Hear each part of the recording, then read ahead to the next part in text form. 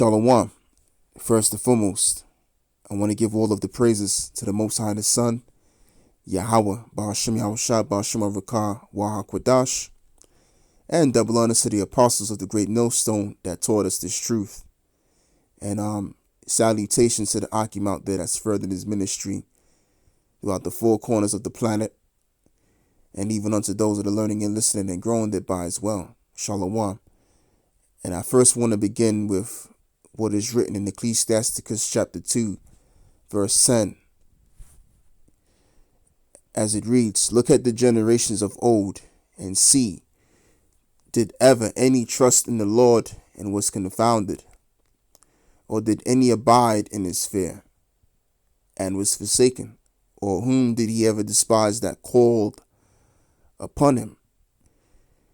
When you read the scriptures, especially in the Old Testament, in the book of Daniel, I believe it's probably the 3rd chapter, it speaks about the three men, Shadrach, Meshach, and Abednego, on how they were casted into the fire,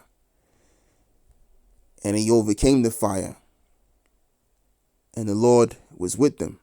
And when you read about these three men, after they got done being put into the fire, afterwards it was found out that there was no smell of smoke, there was no burnt marks on them, there was nothing on them.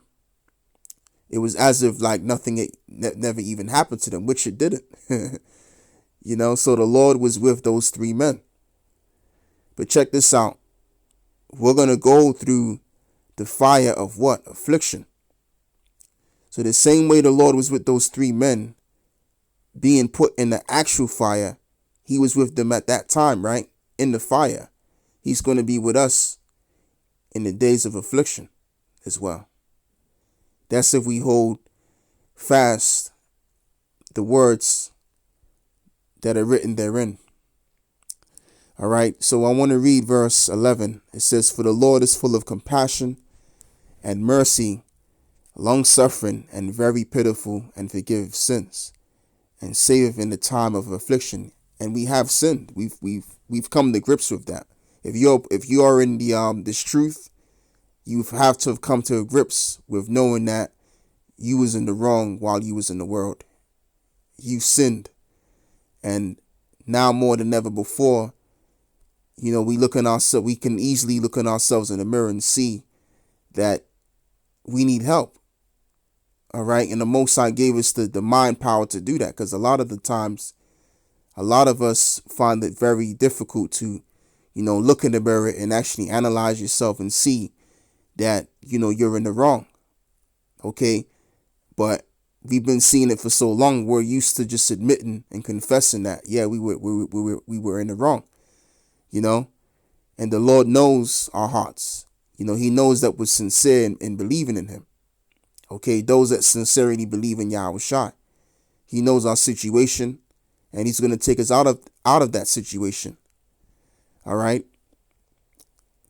As his name is, Yahushua, he's going to not only just save us from the captivity that we're serving, but saving us from the captivity of these sinful bodies. Because that's what we're under right now. We're subjugated under sin.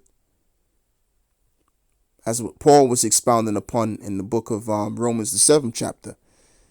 All right. So the Lord is going to be full of compassion and mercy, long-suffering, and very pitiful, and forgiveth sins, and saveth in the time of affliction. Okay, so we've agreed that we've sinned, and therefore we sin no more. We continue in this faith. Okay, but if we forsake the faith, as it reads, woe be to the fearful heart and the faint hands, and the sinners that goeth two ways. Verse 13, woe unto him that is faint-hearted, for he believeth not, and therefore shall he not be defended.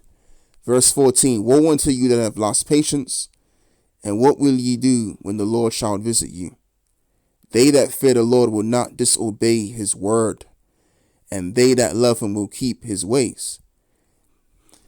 So we know about men, we've seen men that we was around, and men that we've seen that we never really got to really know physically, that have been around us from time, and then they just left. They forsook the faith altogether. Okay? And their reward is going to be bad judgment. And those that remain in the word of the Lord, they're going to have good judgment. The judgment that is written. Ultimately, if we endure to the end and keep the sayings of this book to the end, we will get a crown of life, and our reward will be the kingdom of heaven. Okay? Now, those that have forsaken this truth, and those that will forsake the truth in the future, their judgment is going to be as it is written in the book of Revelation 21 verse 8. It says, but to the fearful and unbelieving and the abominable and the murderers and the whoremongers and sorcerers and idolaters and all liars shall have their part in the lake which burneth with fire and brimstone, which is the second death. So the only thing you have to be to suffer this kind of judgment is fearful and unbelieving. And you're going to suffer the same consequences as the abominable, the murderers, and the whoremongers, sorcerers, and the idolaters, and all liars, which is to be burned with fire and brimstone. So just reading that right there puts you in a situation, if you have a genuine fear of the Lord, it puts you in a place mentally where you have no choice but to believe. And it's a motivator, as fire is. Fire is a great motivator. So knowing that you're going to be burned on fire and brimstone, because those missiles are going to come pelting the cities down, and the streets down, and the people, and everything that is standing, it's all going to be dissolved. That's in the book of First Peter's the 3rd chapter, where it says all of the elements shall melt with fervent heat. Not just heat, but fervent heat. So knowing that is going to motivate you to stay on track, even when all hell breaks loose. That's what's going to stabilize you, knowing that if you forsake this truth, despite what you're about to go through or what you're going through, you better believe, because if you don't believe, your ass is going to be casted into the fire. Okay? And that's a motivator to keep you intact with the believing of Yahweh Bashmi Shai. Okay? And this video that I'm doing, hopefully this is going to be exhorting to certain brothers, that feel exhorted after they get done watching this video that I'm doing. Because we're in that time where Esau is coming with it now. Esau and dragging their feet. They're about to roll this thing out, man. The medication and also the mark of the beast prophecy. So let me continue to read on. It says, they that fear the Lord will not disobey his word, and they that love him will keep his ways.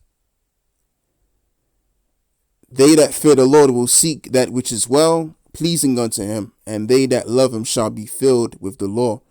And they that fear the Lord will prepare their hearts and humble their souls in his sight, saying, we will fall into the hands of the Lord, and say, not into the hands of men. Oh, let me read that again.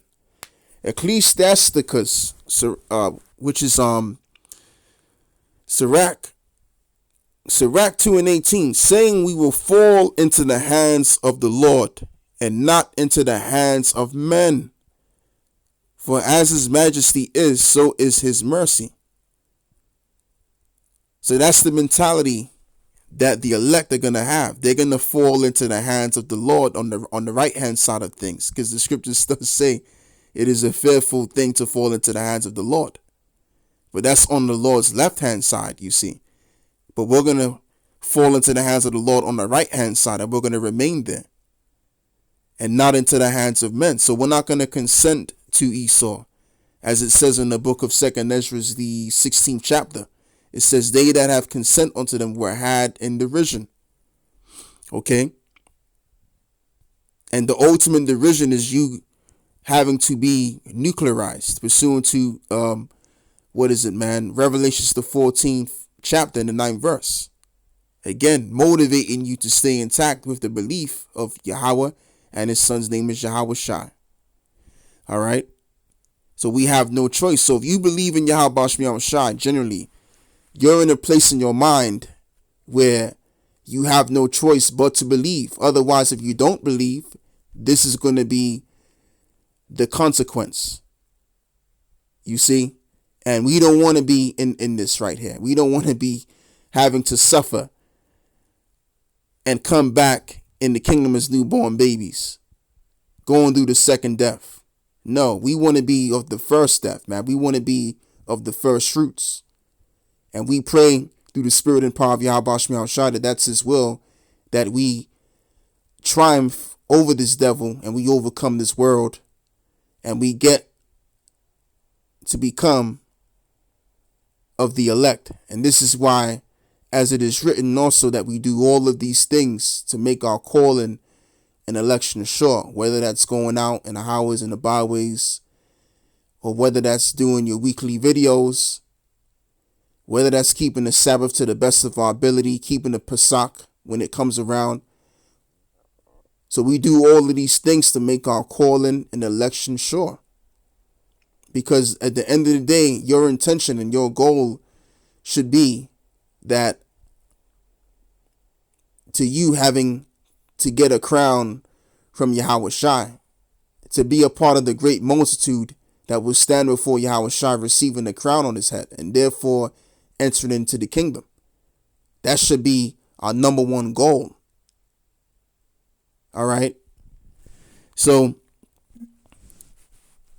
that's all I got to say on this video here.